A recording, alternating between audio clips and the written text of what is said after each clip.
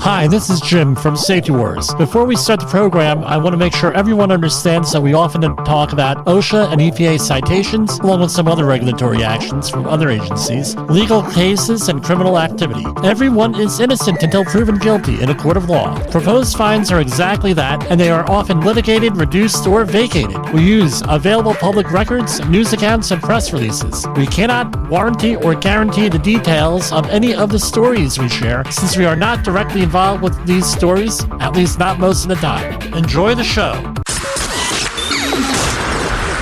This show is brought to you by Safety FM.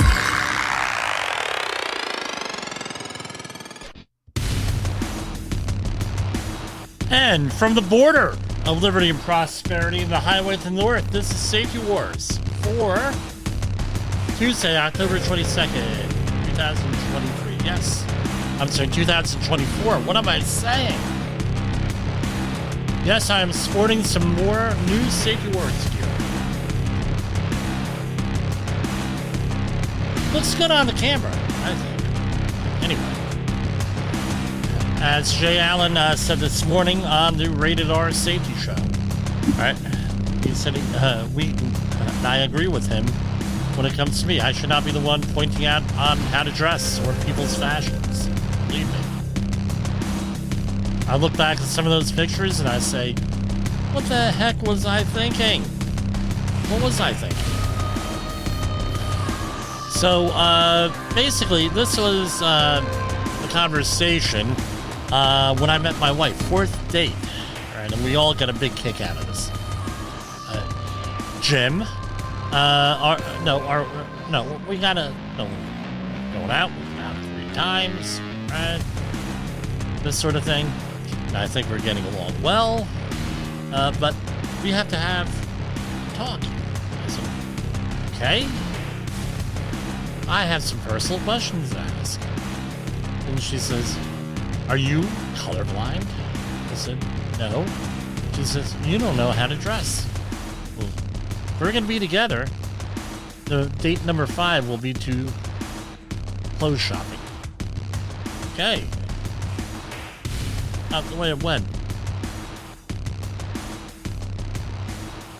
About a week later, my mom says, no, when we were going out, we were separated by by distance. Her in White Plains, me in Woodbridge, New Jersey. My mom says, we're going out like once a week. I come, once a week, for like a Wednesday date, and then we would go on the weekend, right? Saturday or Sunday. She says, boy, you're dressing a hell of a lot nicer. And I said, you couldn't tell me that 10 years ago, Mom? But what are you going to do? Time flies. Things go into the future. We have, it's going to be 1 year since my mom died next week. And, a year goes by fast. Enjoy it while you can. Just enjoy life. So I look back to the book of Ecclesiastes, and I'm going to quote scripture here, but the writer says, man is only going to live here for a short time, and man should enjoy himself. No, well, let's say women also, right? You should enjoy yourself when you can. Remember, not everything is forever here in this world.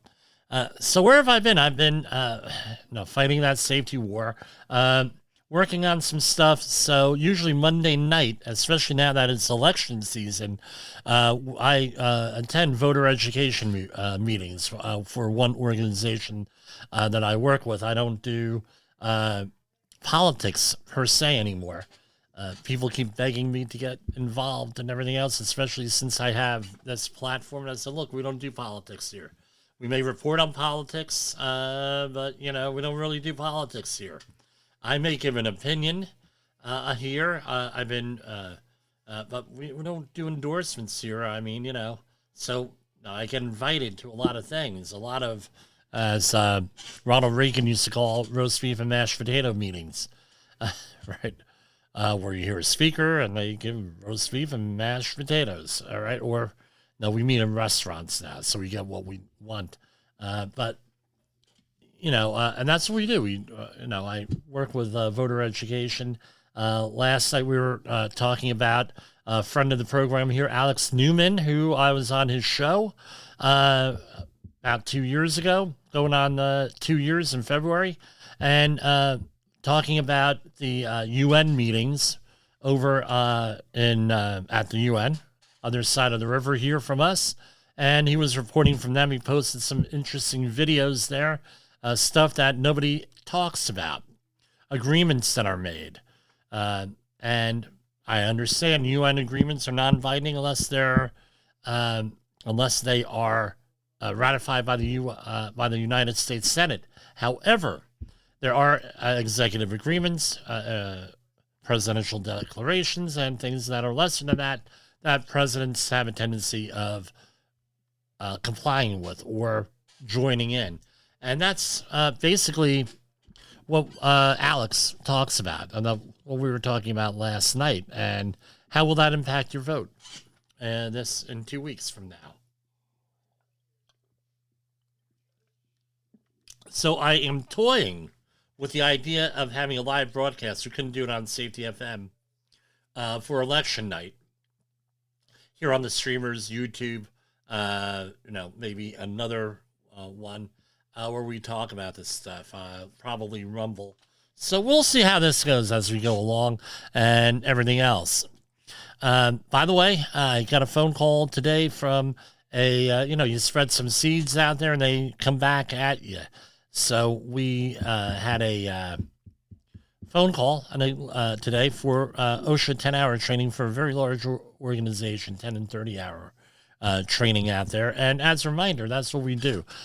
Starting next year, we're making a bigger push, building that end of the training business here. And I'm working on materials for that right now. We've always done training. That's where we excel in here. And we are willing to talk and say things that nobody else does. So give us a call, 845-269-5772. If you are interested in using us for training, we do it all, pretty much. We're going to go to commercial break, and I'm going to verify that we are up and running here on Safety FM, and we are going to be coming back at you because sometimes you get interference here. In the professional safety community, communication and planning are just a few keys to your program's success. The question many practitioners have is, where do I start? Dr. Jay Allen, the creator of the Safety FM platform and host of the Rated R Safety Show, has built a global foundation to help you along the way. Go to safetyfm.com and listen to some of the industry's best and most involved professionals, including Blaine Hoffman with the Safety Pro, Sam Goodman with the Hop Nerd, Sheldon Primus with the Safety Consultant, Jim Pozell with Safety Wars, Emily Elrod with Unapologetically Bold, and many others. As individuals, we can do great things, but as a team, we become amazing. Dial into safetyfm.com today and surround yourself with a powerful force of knowledge and support.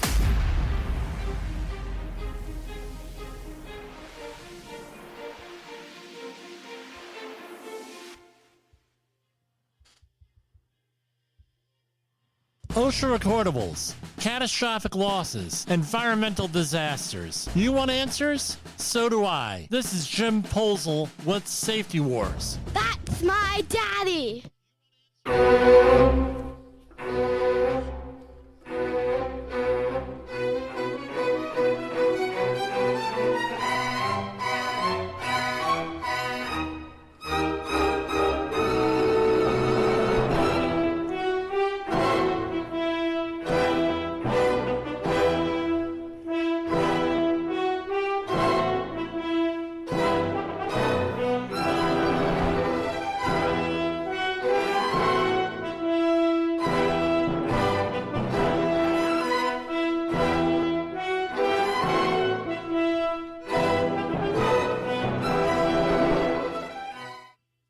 So anyway, we are going to be using, we have a lot of royalty-free music I've been working on. We're going to be integrating a lot of that in there. So all the music that we have is is royalty free. I mean, it's open source, or it's I own it, one way or another. That was Antonin Dvorak Symphony Number 9. It's what a lot of people believe the theme from Jaws was inspired by. Anyway, we have, let's go over, I know we spoke about some of this stuff last week. We're going to talk about it again here in case you missed it. Here. So U.S. Department of Labor, this is from last Wednesday, releases a new inspection guidance to protect workers in animal slaughtering and processing industries. So what they are doing here, this is a press release right off of their website. According to employer-reported data, meat and poultry workers suffer serious injuries at double the rate of other workers. Data from the BLS indicate the occupational illness cases reported in the animal slaughtering and processing industry, are 6 times higher than average for all industries in 2022. At the same time, the rate of carpal tunnel syndrome in this industry was more than 7 times the national average. These workers also face other serious hazards such as noise, dangerous equipment and machinery. We're looking at lockout, tagout issues there.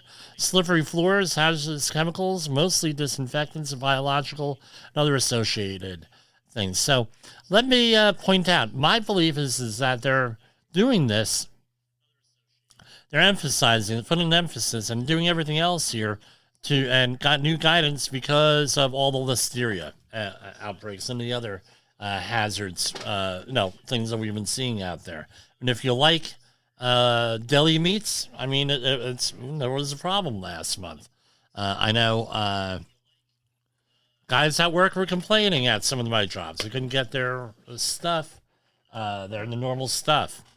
And, I mean, did you hear about this thing with waffles? Really? Listeria from waffles? Incredible. This is from going to be next week. You want to check in here. This was released yesterday. OSHA hosts a meeting on whistleblower protections, railroad workers' safety concerns with Federal Railroad Administration on October 29th. U.S. Department of Labor's Occupational Safety and Health Administration will hold an online meeting on October 29th, 2024, with the Federal Railroad Administration participating to hear stakeholder input on whistleblower protections and safety concerns workers in the railroad industry face. Open to the public meeting will be held from 1 to 4 Eastern Daylight Time and be offered in English and in Spanish. Individuals interested in joining the meeting or making an oral presentation must register in English or Spanish by today. So there is no cost to register. Public comments may also be submitted online through the federal e-rulemaking portal, and it gives you the docket number here, OSHA 2024-0007, and the deadline is is November 11th. And no, we talk about whistleblower protections here all the time on this program. Here we have a thing on the 17th, from October 17th. Department of Labor investigation of 33-year-old workers' fatal injuries finds Huntsville Countertop Company failed to protect workers from stone slabs. So, here, hold on.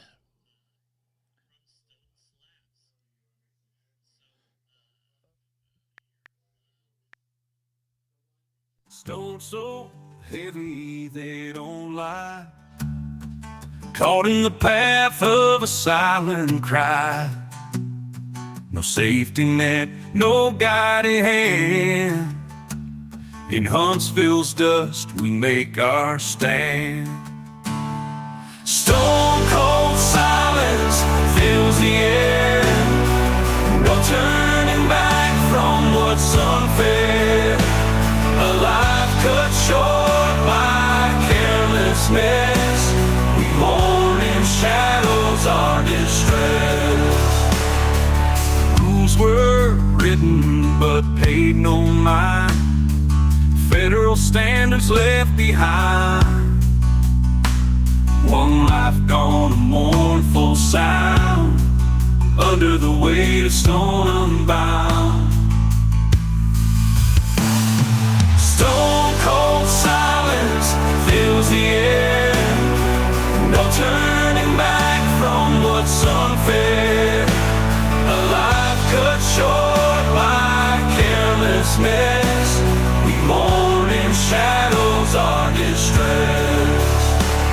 right, so stone cold silence about this accident here in Huntsville, Alabama. A U.S. Department of Labor Workforce Safety, Department of Labor investigation of a 33-year-old worker's fatal injuries finds Huntsville Countertop Company failed to protect employees from stone slabs. A U.S. Department of Labor Workforce Safety investigation has found that a Huntsville countertop installation company could have prevented a 33-year-old employee from being struck by a stone slab weighing thousands of pounds by following federal safety standards at a Huntsville job site. Investigators with the department's OSHA determined that employees of a certain company were using a forklift to take stone slabs off a storage rack when the slab became unsecured and struck the worker. OSHA found that an improperly secured load and a damaged rigging hook with a missing safety latch contributed to the incident. So, if we look at things here, right? Let me do. So, I'm gonna speculate a little bit here. So this is speculation. Often, what happens is companies rig off the tines in the forklift. And oftentimes, alliteration there. So often when they rig off the tines, which is you're not allowed to do because it's not in the manufacturer approved way of doing things. Number one. Number two, it's you're modifying something to do that it's not supposed to do. So you need manufacturer's approval. And in lieu of that, you need an engineer, and you need a whole bunch of other stuff going on before you do that. But essentially, you have a lifting hook, and that hook is supposed to have a safety catch on it. This prevents whatever you're hooking to or whatever sling you're using or other material from slipping off the hook. And, that's just the way it is. With that, often companies that safety latch, especially the smaller companies, gets lost because it's a little bit of a pain in the neck at times, especially if it gets damaged, which they often do, to work with. But there is a fix to that. It's called a thing named after a river where you can get snap hooks and latches on there where you can go back through the manufacturer. But you shouldn't be doing that to begin with, rigging anything off the tines of a forklift without manufacturer's approval on that. Happens all the time. Tell them all the time. But you better make damn sure you have it in writing. So here we have, back to the story. All right, OSHA determined the company violated several things, failing to develop and institute safe procedures, including worker training for moving stone slabs. Have to have some kind of training. That doesn't mean you send them to OSHA a 10-hour or 30-hour course. And they're good. Remember, that kind of training is not is awareness level. You're not certifying people to do anything with that.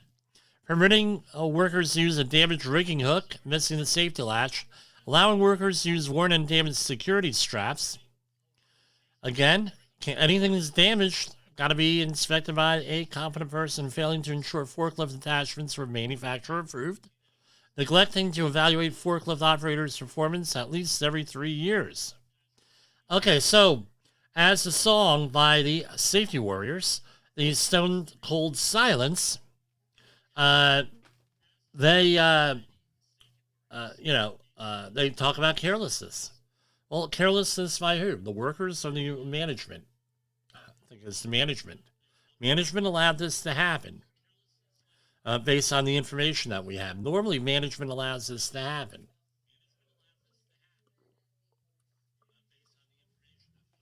Again, I don't want to get sued here, but here we have allegedly all this stuff going on here. Who was supposed to make that, prevent that? According to OSHA, the company failed. OSHA issued 5 serious violations and proposed $29,000 and change in penalties. So let's go and see what we have going on here. Here we have a copy of the inspection report. And let me say this again.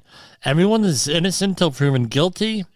No, we don't know all the facts or the context here, or anything else. So, again, no, this stuff is litigated, vacated, and negotiated downward often, and it is what it is. Here, they have 15 days to appeal to this, and we're going down. Let's see. Let's go.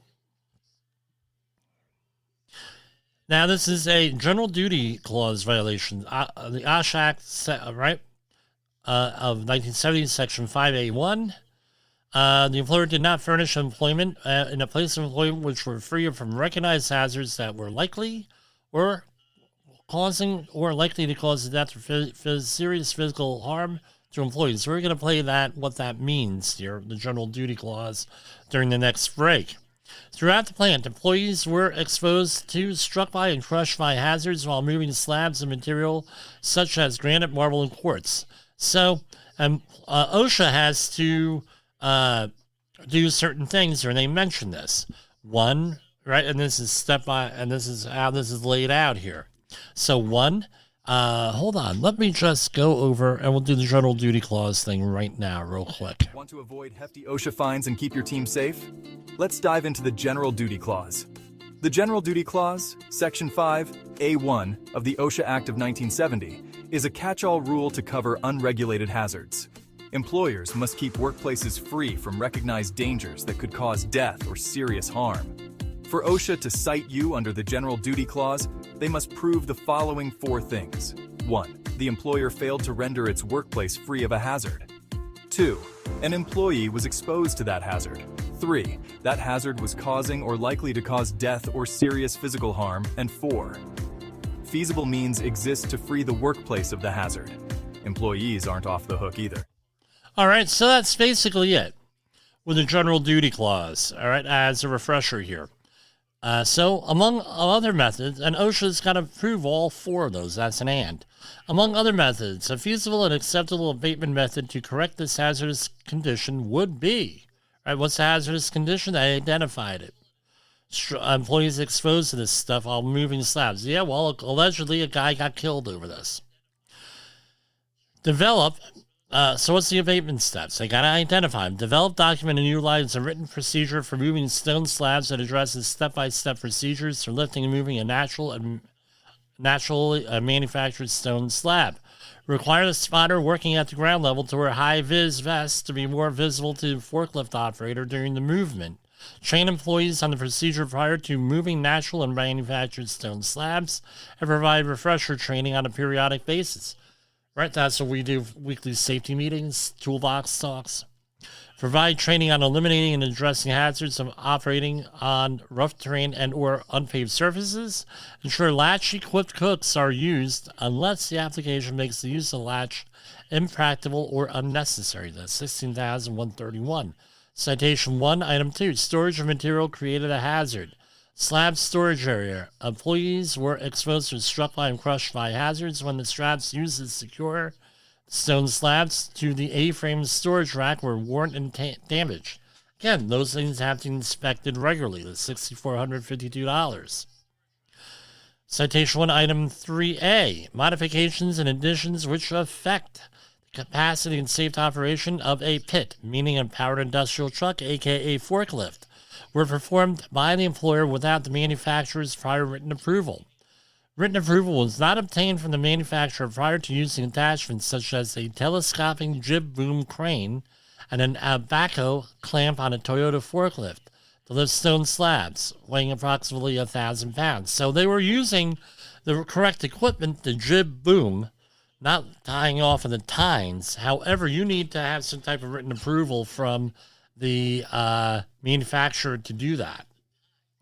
To use it, yeah, you do. Well, how do you do that? You call them up, email them, get them on the phone, say, hey, I need approval to do this, is what we want to do, and they say yay or nay. Because what happens is once you start putting these attachments on, you start changing the way that lift works. You lower the capacity, for example. And the other thing is people don't know they mean well, but they don't know what they're doing often. That's the carelessness. Not the carelessness of the employee, it's the carelessness of management. Slab storage area. A forklift was not marked to identify the attachments and show the approximate weight of the track. An attachment combination at maximum elevation with load laterally centered, exposing employees to struck by and crushed by hazards. The forklift was not marked to identify.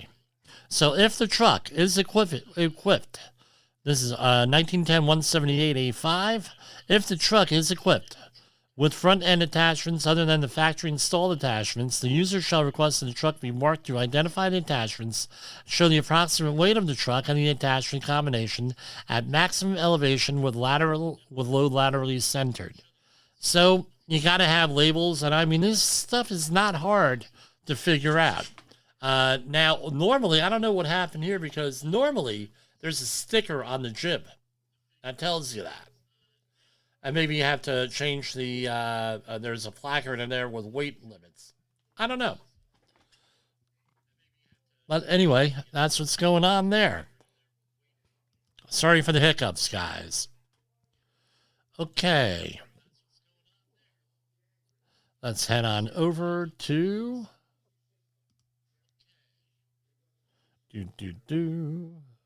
Remove from the screen. All right. Go on over to the Department of Labor. They got a lot of stuff going on over there. Here, so let's get that up here.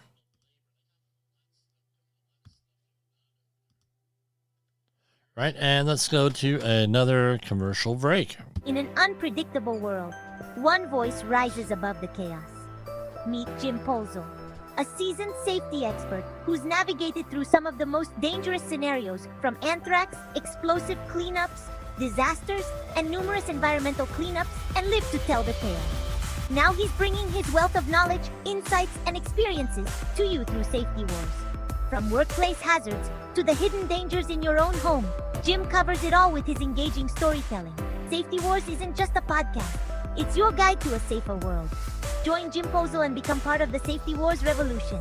Available on Spotify, Apple Podcasts, YouTube, and wherever you get your podcasts and videos. Safety Wars. Your safety is our mission. I'm sure you've heard the news. Safety training is evolving, and you should be too. Outdated safety training isn't just boring, it's dangerous. If your safety trainer is still preaching a warped version of behavior-based safety from 25 years ago, it's time for a change. Imagine safety training that actually addresses the hazards unique to your workplace. No more generic, one-size-fits-all solutions. The Safety Wars team at safetywars.com is here to revolutionize how you approach safety, with customized training that's relevant, engaging, and effective. Contact Jim Polzel at 845-269-5772. Remember, if you're receiving this message, you are the solution to unsafe workplaces. Say goodbye to outdated safety training and hello to a safer, more productive environment. Visit safetywars.com now.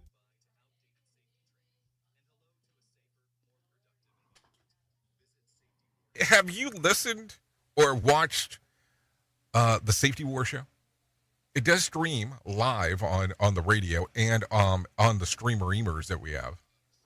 So if you have not taken a listen to Jim Polzel and what the hell he's doing every evening with Safety Wars, I would strongly encourage you to take a view or take a listen, whichever option is available for you, and take a listen to what the hell he has going on. It will take some deep dives and some information that you might be interested in. Oops. Sorry, guys.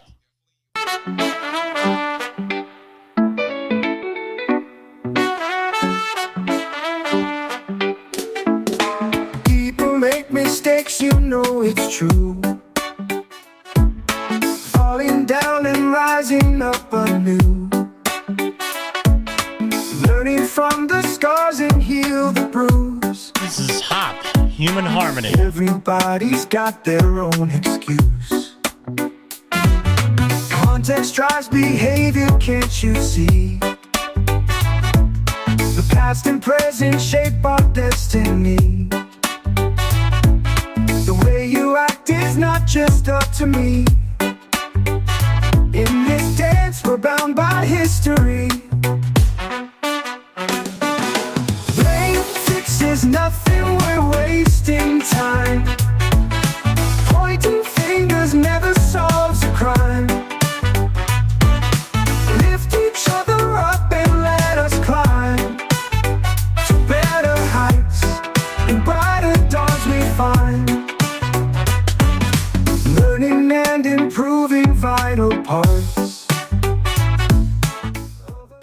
So we'll hear more of that song in the coming weeks.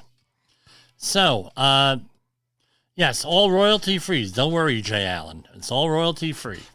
Federal workplace. This is from the Department of Labor. Department of Labor finds Massachusetts waterproofing contractor's safety failures led to employees crushing death. A federal workplace safety investigation has found the operator of 3 Massachusetts waterproofing contracting companies could have prevented an employee from suffering fatal injuries in February 2024 when part of the foundation broke and fell on the worker in a 5 to 6 foot deep trench beneath the foundation of a residence. The OSHA found the employer, and I won't mention on there. You can look it up for yourselves. Exposed employees to cave-in caught in between structural collapse hazards by failing to protect the trench and the building foundation against collapse. All this is supposed to be handled by the competent person here. I wonder what happened there.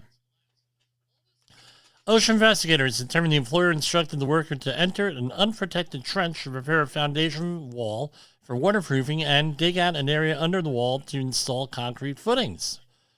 The employee should have never placed workers in this trench until the excavation building's foundation were guarded against collapse.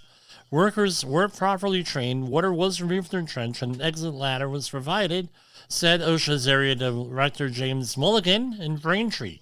This tragedy was entirely preventable. In addition, the agency found the company failed to do the following: ensure the employee in the trench should not dig beneath the unsupported foundation's wall base, train employees to recognize and avoid cave-in and structural collapse hazards, train employees in operating an excavator and recognizing the hazards, provide a safe means of exiting the trench and prevent the water from accumulating in the trench. Proposed penalties are $283,115. Now, this was a similar, if you recall, about a year ago, this was a similar situation happened at JFK Airport here in Queens, New York, where a contractor had everything shored off. I'm sorry, I'm thirsty tonight here, guys. Had everything all shored off, and they undermined the shoring, allegedly, word on the street there, and resulting in a double fatality, I believe. So, again, this is a recognized hazard. It was 86 degrees up here in New York today. It was hot. And I'm dehydrated. Here. So, let's see what's going on here.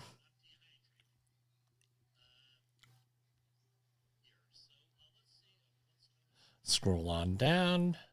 We're going through all the matter here, right?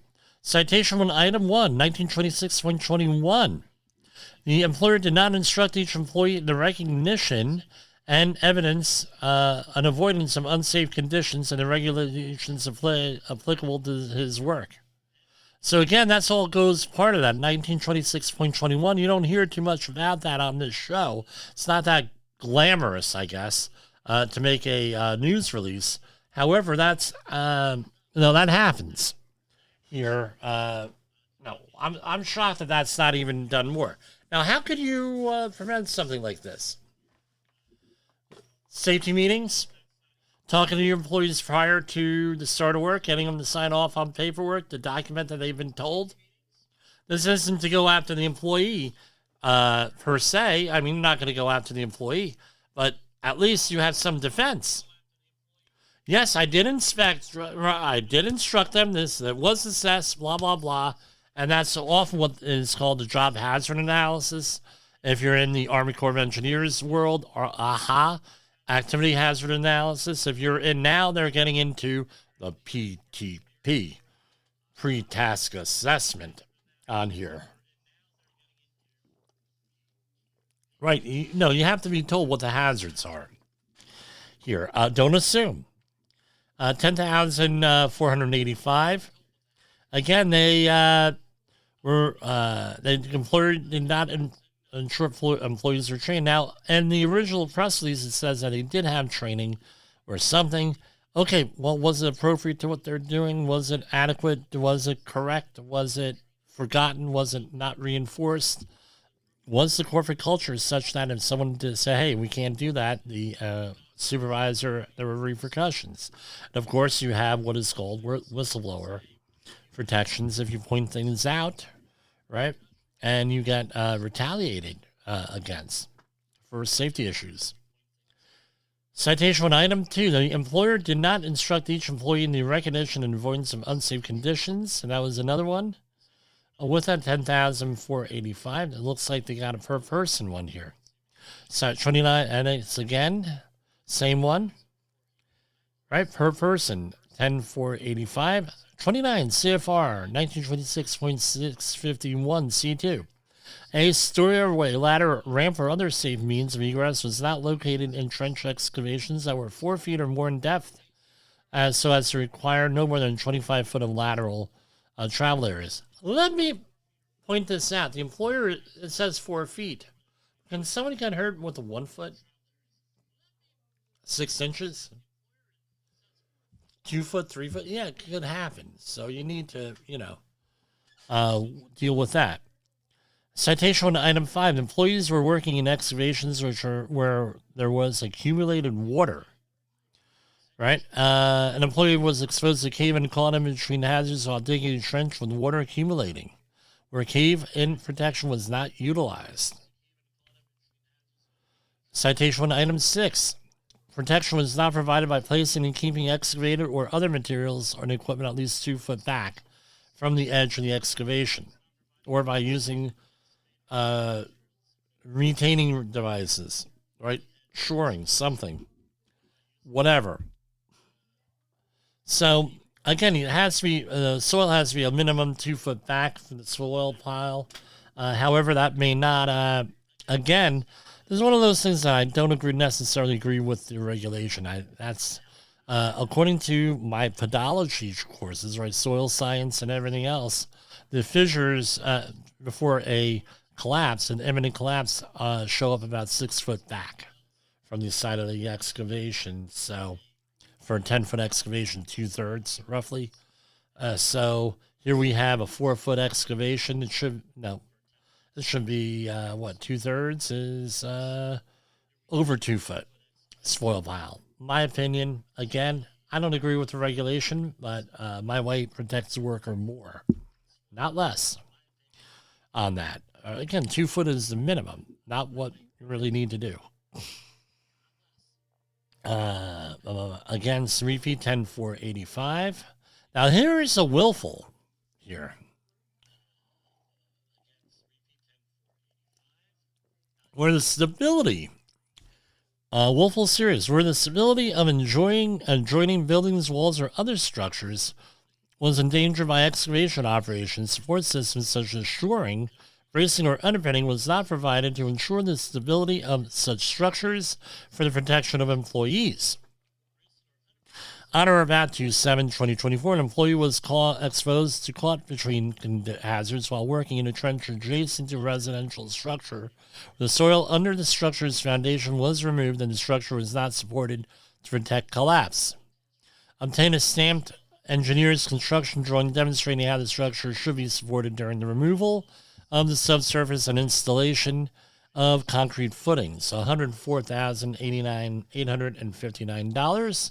And citation 2, item 2, willful serious excavation before the level of the base or footing of any foundation or retaining wall that could be reasonably expected to pose a hazard to the employees was not prohibited. So they told the guy to do that, right? Undermine the foundation there. $104,859.85 for a grand total of proposed penalties at $283,115.95. So, I don't know. I don't know what to say. There's companies where these situations happen out there. And, what are you going to do?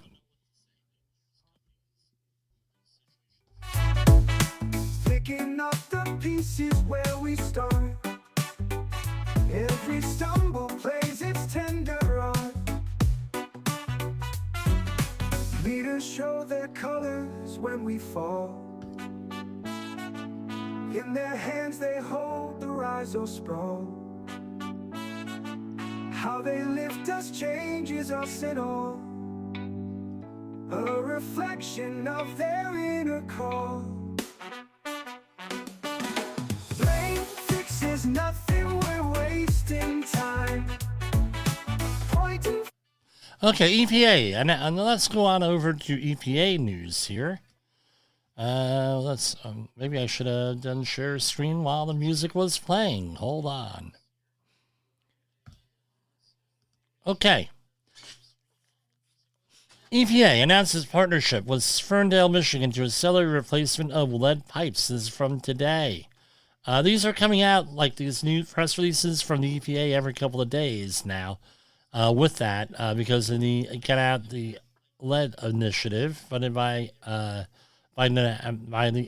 bipartisan infrastructure law.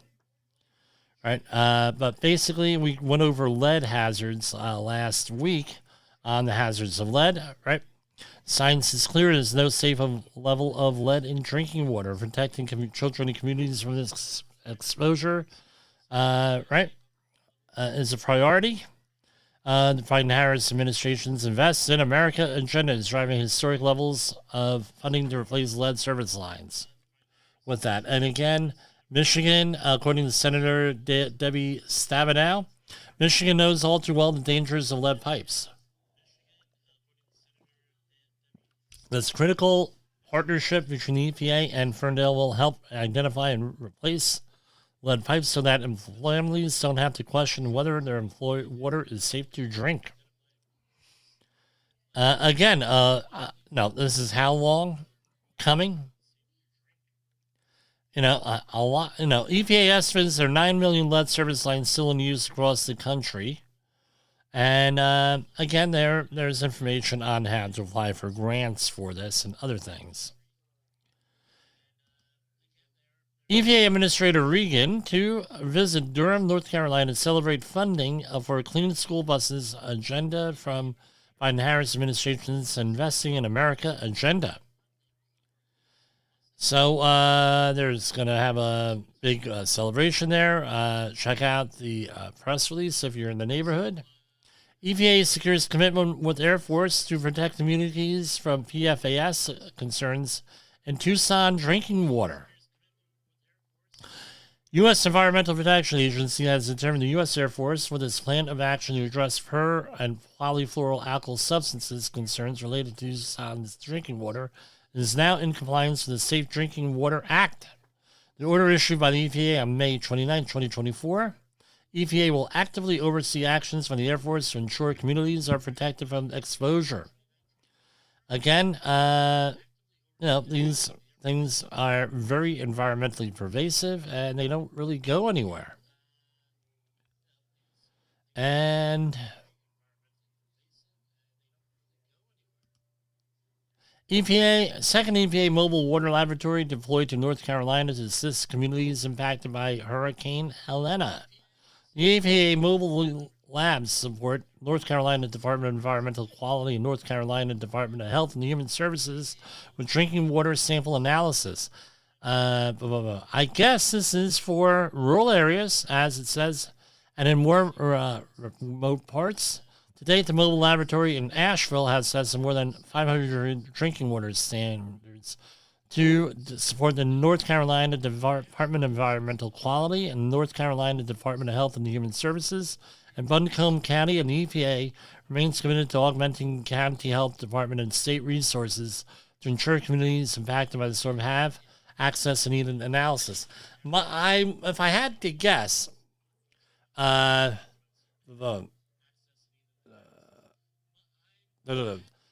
I had to guess, they're worried about not only the public water systems, but apparently they're worried about the private drinking wells. And because things are flooded out there and things are damaged, things are impacted, well casings might have been cracked on this. We do know a little bit about this and may need to be disinfected. Now, North Carolina Department of Health and Human Services has a fact sheet on well disinfection. I'm going to click on that right now. And again, let's see here. This is probably something, if you're into disaster Preparation. This is probably something you want to hold on to. Right? Let me save to Adobe file. All right. Yes, I do have the Adobe Suite on here. Now, why? I mean, good. No, I just ran into this here. Good information to get this stuff here on disasters. So, how to disinfect your well after a flood. This is from the North Carolina. For you and your family's safety, do not drink water from your personal well until the well has been disinfected and tested. Until your well is tested and safe to use bottled water. I'm going to say, as far as bottled water is concerned, the smaller bottles are the better ones. Is what now you say, well, that's more wasteful, more plastic. Yeah, but if you get infected stuff and everything, you only have to worry about a little bottle. You don't have to worry about a big reservoir of stuff. If you do not have safe bottled water, boil your water, make it safe to drink. If the water is cloudy, first filter through a clean cloth, paper towel, or coffee filter. Another option is let any particles in the water settle to the bottom, then draw off the clear water for boiling. Bring the clear water to a rolling boil for at least 1 minute. At elevations above 6,500 feet, boil for at least 3 minutes and let the boiled water cool and store in sanitized containers. So, disinfection preparation for a well.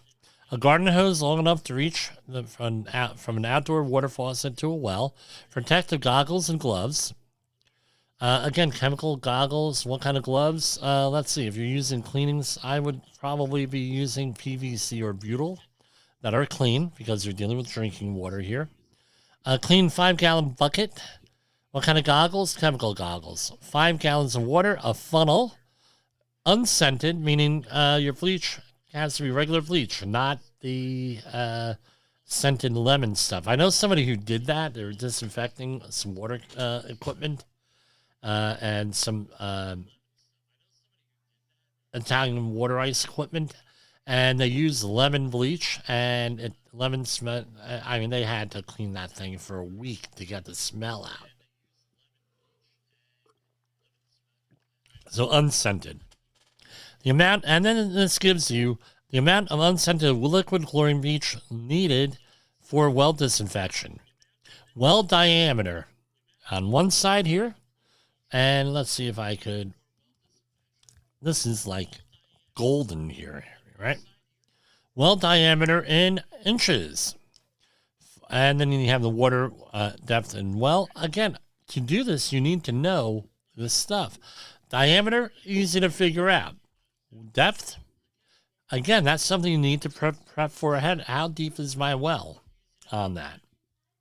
And then you have the different measurements here. And this is from again, the North Carolina Department of Health and Human Services. And if using granular calcium hypochlorite, and that's chlorine bleach, and if using granular calcium hypochlorite for disinfection, please follow the table. Right, 100 foot of water, and they have this, and they just, I guess they're not worried about the diameter of the well. They're just worried about the depth of the well with that. And again, right,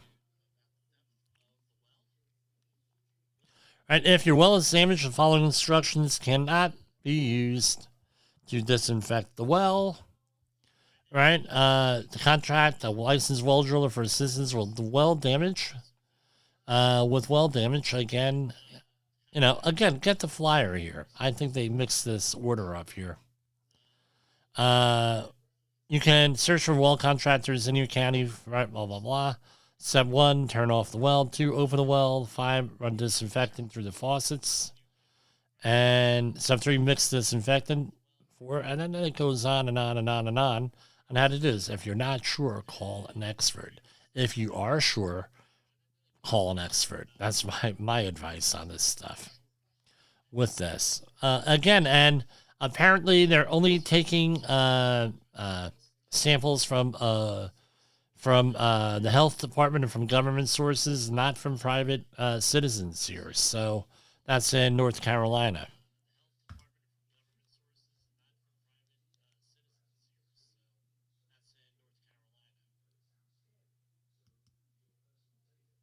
Yeah, EPA begins lead cleanup at Sandusky abrasives removal site in Michigan City.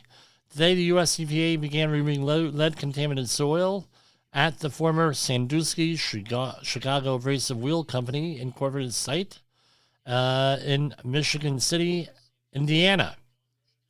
EPA anticipates the cleanup will take 2 to 4 months to complete, and short-term road closures near the site might be necessary. Cleanup crews will spray water on site to control dust and will monitor air quality. EPA will dispose of the contaminated soil at an approved landfill. The EPA began collecting soil samples at this site in June 2023. So, with that, who knows how long this was going on here. So, that's what's going on here with the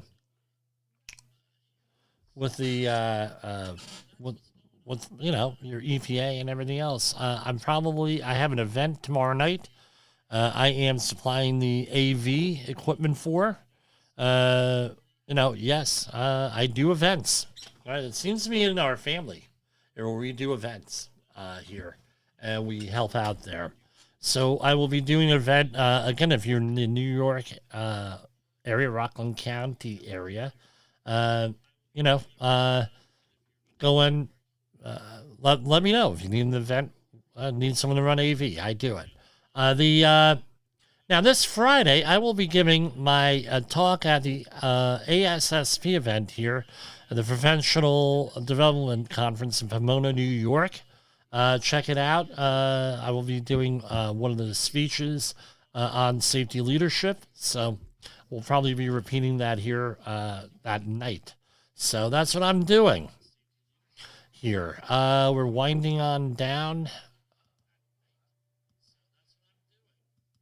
here, and let's go one more commercial. I ran out of material, which normally does not happen here. So we're going to just here.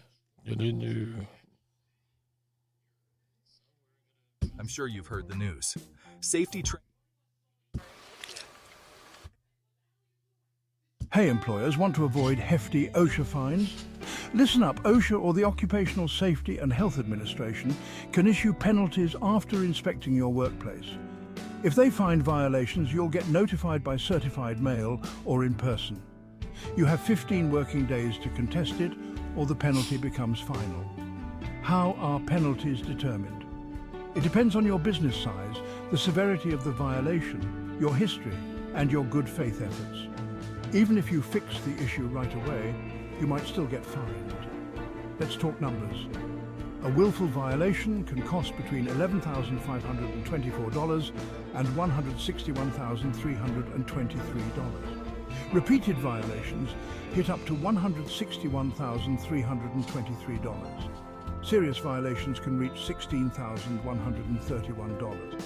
And, other than serious violations, can also cost up to $16,131. If you fail to correct a violation, it's $16,131 per day. Lastly, missing a posting requirement? That's another $16,131. Stay informed, stay compliant, and keep your workplace safe to avoid these costly penalties.